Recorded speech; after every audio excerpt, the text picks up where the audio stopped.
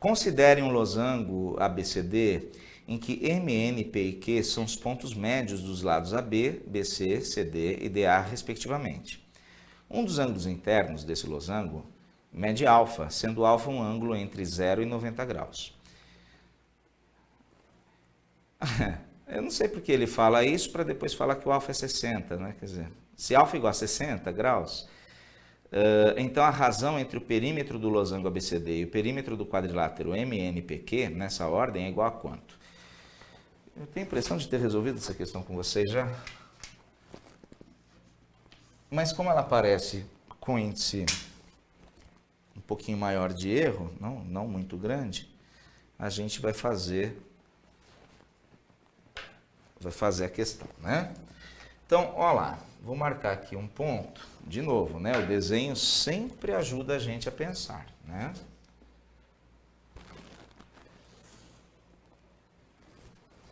Vou construir aqui um ângulo de 60 graus para que fique mais fiel ao que foi dito aí, né? Basta usar o compasso aí com a mesma medida 2 vezes. Aliás, eu já vou aproveitar e marcar o quarto vértice aqui, ó. Losango, os 4 lados são iguais, por isso que eu usei 4 vezes a mesma medida do compasso, né?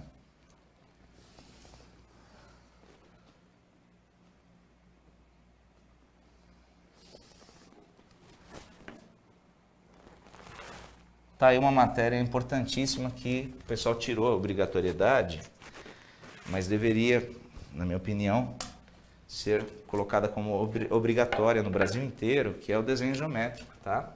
No ensino fundamental 2. Porque isso ajuda demais a aprender geometria. Muito, muito mesmo, tá? Então, legal, estamos aí, né? A, B, C, D, e ele fala sobre pegarmos o ponto médio de cada lado. Eu vou tentar fazer uma coisa aqui. Olha, 40, certinho. 20, então, aqui. O compasso me ajuda também nisso, ó.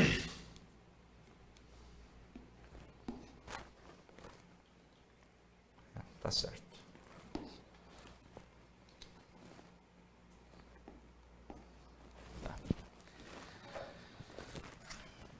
Então, o quadrilátero MNP, que vai ser construído agora. Eu estou notando o seguinte, ó, na hora que eu traço aqui um desses lados, por exemplo, MQ, eu noto que é base média desse triângulo aqui, tá? Olha esse triângulo ABD, tá certo? Peguei ponto médio, ponto médio. Quando a gente pega os pontos médios e liga, esse segmento é paralelo à base, quer dizer, a esse lado.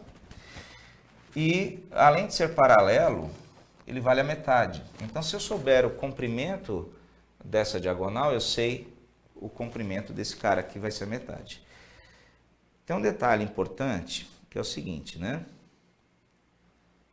Ele não nos deu o valor do lado do losango, e nem importa também, né? Porque se ele falasse 10 ou falasse 100, seriam figuras proporcionais, e como ele pede uma razão, não tem problema, né? Vou fazer o seguinte, eu vou tomar o cuidado de chamar cada pedacinho desses de uma certa letra, por exemplo, A, tá? Isso aqui é um triângulo equilátero, porque esse ângulo aqui é 60 graus. Na hora que eu construí, eu percebi que deu um triângulo equilátero, né? Certo?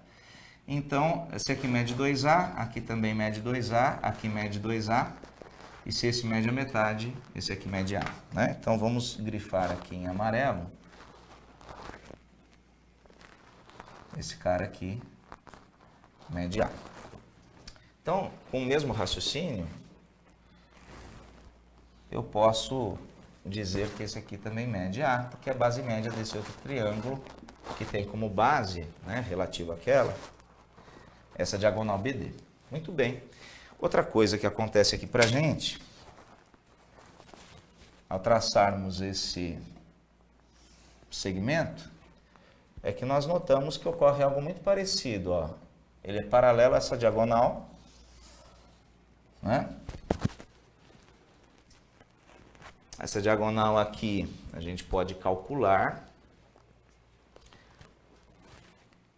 E isso aqui vai ser base média, então vai ser metade, tá? Agora, só para facilitar um pouco a vida, né? Se você tem um triangulão equilátero e aqui aparece